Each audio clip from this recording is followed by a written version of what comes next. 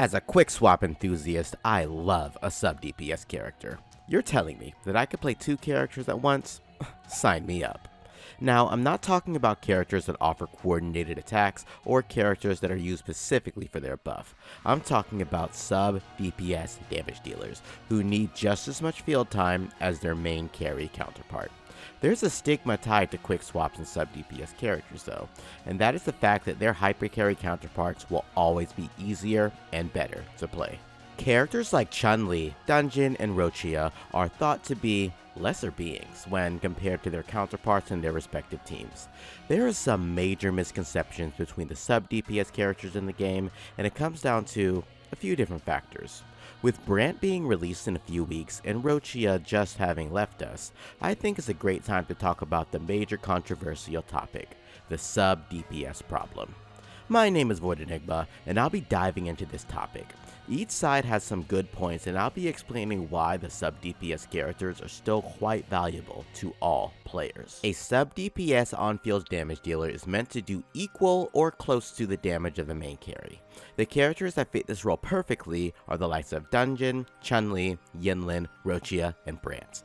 These characters will be on the field just as long as your main carry, and through Quickswap, you can use them alongside your main carry. They also all have a nice buff for your main damage dealer that really ties a knot on their purpose. So, if they buff the main damage dealer, and deal significant damage, then what could be the issue? To be honest, I struggled to figure out why people hate this notion for so long, but I've come to a realization as to why. Investment.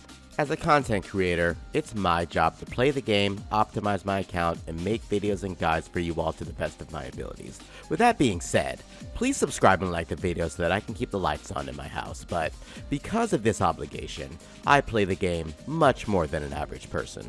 There are many players that play the game just as much as me, but most casual players are only willing to sink about half the amount of time that I do in this game regularly.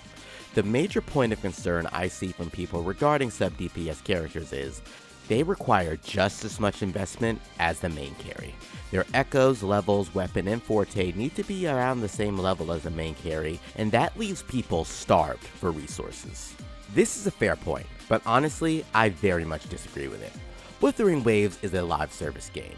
You will be playing this game for a damn long time. Would you rather keep a band-aid for a knife wound on, such as using Sanhua and Camellia until the end of time, or would you rather stitch up that knife wound with a Roccia to make your Camellia hit that much harder? Both will work, but one is much more effective in the long run. Also, I'm not a doctor, so are life wounds like lethal or something?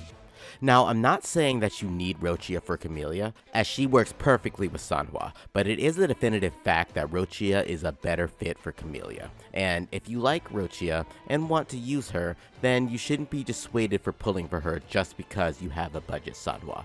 I feel that the argument that you need to fully build two characters in order to compete with an easier hypercarry team is a flawed one. This is a short-term problem that any player can fix by simply playing the game. Now, if you're someone who is really casual, then this advice might be better suited for you. You should actually be able to make that informed decision on your own. Oh, Chun-Li's best partner's coming out? Brant? Well, my current Chun-Li team is working just nice, so I don't want to build Brant, so I'll skip him. That's the way that a casual player should approach a situation regarding characters, but for someone who is on the fence, and if you should really get this character, then you need to sit down and say, do I want this character right now? Or maybe I can get them on a rerun. Another imaginary issue that has come up on these topics are, why play this character in this way when you already have the hypercarry team? Why spend time learning hard rotations when I can click a few buttons and get the same results? Why do you ask? Because I want to. If I decide to clear the Tower of Adversity using a solo dungeon with sweaty palms and wobbly knees, then that's my problem. We still get the same amount of asterisks at the end of the day. The only difference is, my adrenaline is pumping, and my family is wondering if I won the lottery based on the amount of yes, yes, yes screeching that you might hear. You should know how you want to play your game.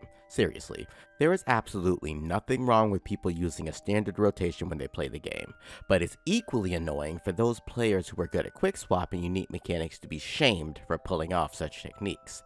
Comments such as, my Genshin still clears faster, or all that work for the same result, like come on guys, the reason we do this is for fun, and this game is supposed to be fun, right? This hate for those who were called tryhards is a term dubbed elitism. There is a term that gets thrown around a lot when we talk about these type of topics, and that is elitism.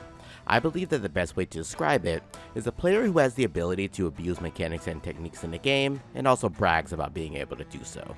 They would say terms like skill issue, or get good, or you just suck. This is true to some extent, but not everyone thinks that way. Okay, why am I lying? We all think that way, but not everyone outwardly thinks that way, as well as thinking that people are actually beneath them just because they play the game their way.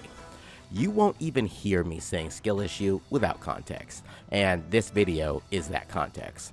And those players who have mastered the mechanics and built muscle memories to display those said mechanics should feel proud. Not to say that they should be arrogant, however.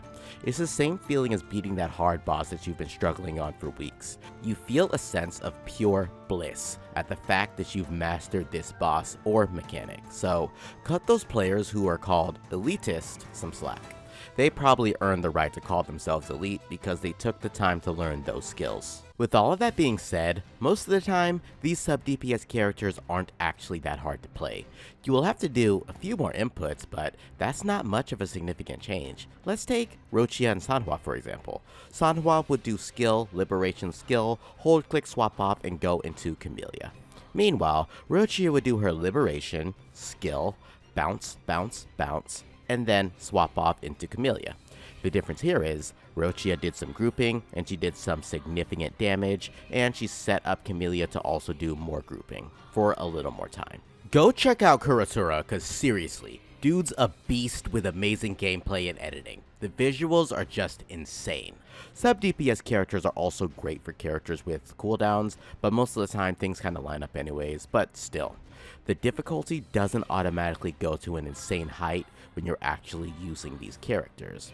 It's actually not even that hard. It just takes maybe a few minutes or a few days of just getting used to actually use them and integrate them into your playstyle.